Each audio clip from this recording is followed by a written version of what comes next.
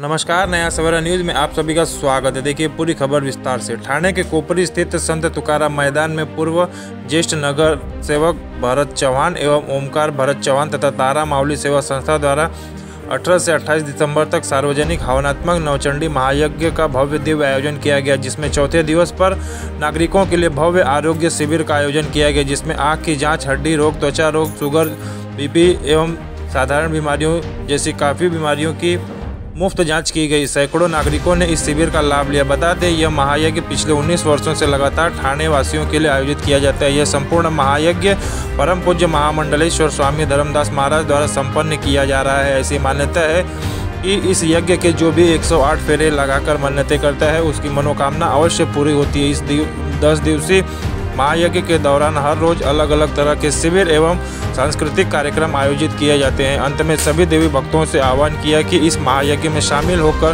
पुण्य का लाभ लें।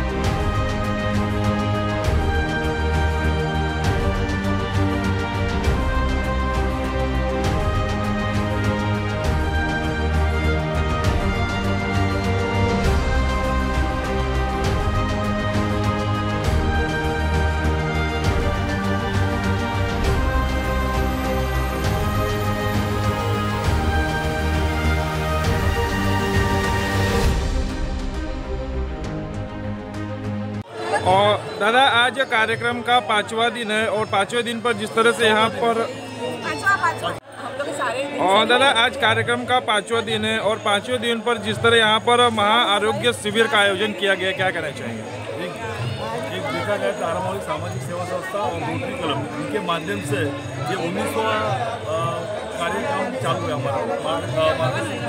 ये देवी का कार्यक्रम चल रहा है, जैसे यज्ञ चल रहा है वैसा आरोग्य मेडिकल कैंप चल रहा है। मैं रोटरी क्लब की टीम से मैं बहुत आभार मानता हूँ, अभिनंदन करता हूँ कि आज देखा गया तो इतने बड़े डॉक्टर हमारे यहाँ आए हैं और हमारे इधर के लोग उनकी सब ट्रीटमेंट ले रहे हैं और ये फ्री में चेकअप हो रहा है, चश्मे वाटना फ्री में हो रहा है, उनका जो ऑपरेशन होने वाला वो भी फ्री में होने वाला। और ऐसे डॉक्टर लोगों को लेके आए कि जो उनकी फी 1 घंटे की 5,000 रुपये, ऐसे डॉक्टर हमारे यहाँ आए। तो मैं इनके रोटरी क्लब की सब टीम की मैं उनका आभार मानता हूँ और उनके माध्यम से ये कार्यक्रम का शोभा बढ़ा है, उसके लिए मैं उनका धन्यवाद मानता हूँ। और जिस तरह देखा जाता है कि वर्ष में 2 नवरात्रि होती है, एक चैत्र नवरात्रि और शारदीय नवरात्रि, लेकिन कोपरी वालों के लिए एक तारा मावली संस्था की तरफ से यहाँ पर साल में 3 नवरात्रि लोगों को मिलती है। किस तरह देखते हैं इस चीज़? देखा गया तो जो साल में 4 नवरात्र रहती है, एक अपनी जो हर साल आती है वो नवरात्र चैत्र और एक मार्गशीर्ष, और दूसरी मेरे को तो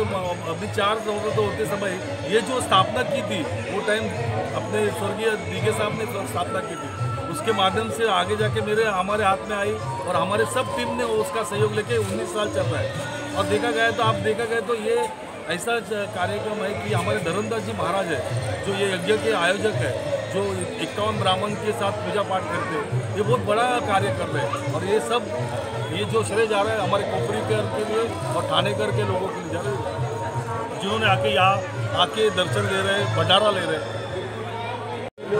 ताई काय सांगाल, आज कार्यक्रमाचा 5वा दिवशी आहे आणि 5व्या दिवशी जसं मोठ्या प्रमाणात इथे महिलांचे सहभाग दिसत आहेत, काय सांगाल? जय माता दी। सर्वात महत्त्वाचं आहे की आज 5वा दिवस आहे।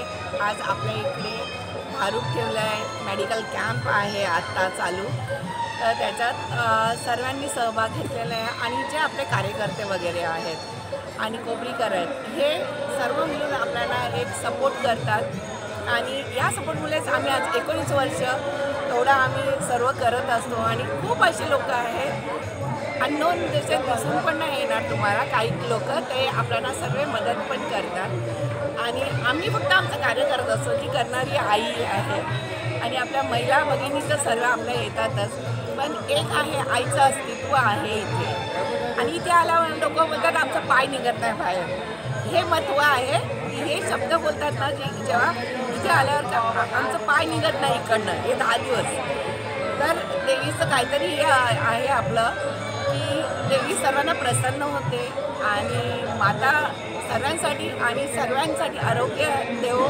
त्यांची भरभराटी हो आणि सर्व खुश राहो।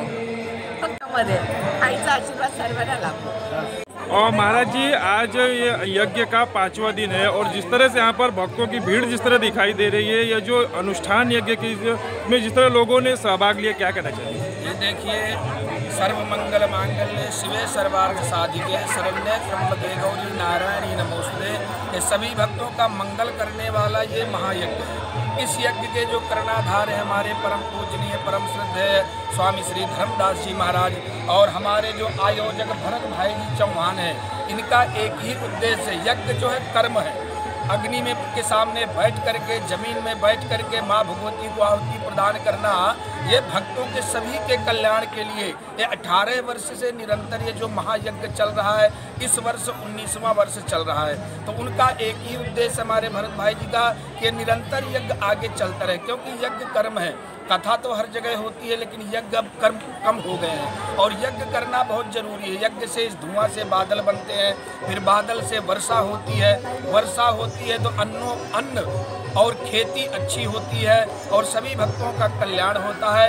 इसलिए ये यज्ञ का उद्देश्य है हमारे भरत भाई जी का, हमारे गुरु जी का, कि ये सनातन धर्म आगे बढ़ता रहे और यज्ञ के द्वारा हमारी संस्कृति आगे बढ़ती रहे। हमारे जो नवयुवक हैं वो आकर के इस यज्ञ के बारे में समझें कि यज्ञ क्या है, यज्ञ करें। और महाप्रसाद देखिए, आहुति डालना, फिर भक्तों का महाप्रसाद, कितने भी भक्त आ जाए, 5000, 7000, 10,000, सभी भक्तों के लिए यहाँ पर स्वयं व्यवस्था की गई है। हमारी जो यजमान पत्नी है भाभी जी, स्वयं अपने हाथों से परोस करती है, सभी भक्तों को बैठा करके जिमाते हैं। तो हम लोगों का यही है, ये यज्ञ चलता रहे भरत भाई जी के द्वारा और हमारे गुरु जी के द्वारा, ये सनातन धर्म आगे बढ़ता रहे, यही एक यज्ञ का उद्देश्य है। और आचार्य जी, जिस तरह देख सकते हैं कि यहाँ पर जो यज्ञ चल रहा है, इसके जो लोग सभी भक्त यहाँ पर जो 108 परिक्रमा कर रहे हैं, उसका क्या महत्व है? परिक्रमा का देखिए बहुत बड़ा फल है। पदे पदे आप परिपूज्य के व्यास सद्यो सुदेमा मधुफल पूजयामी। एक एक पैर में आप बढ़ाते हैं यज्ञ नारायण के तरफ। तो यज्ञ जो है लक्ष्मी नारायण भगवान का स्वरूप है। आप यज्ञ की प्रदक्षिणा लगाते हैं तो भगवान लक्ष्मी नारायण प्रसन्न होते हैं। एक कहानी आती है द्रौपदी जी की।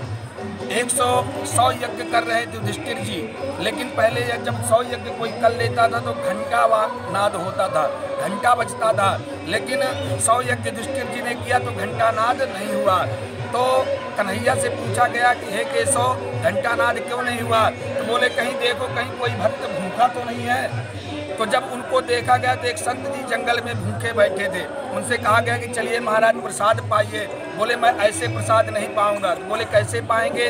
बोले जो भक्त हमको 100 यज्ञ का फल देगा तो हम जाकर के प्रसाद पाएंगे।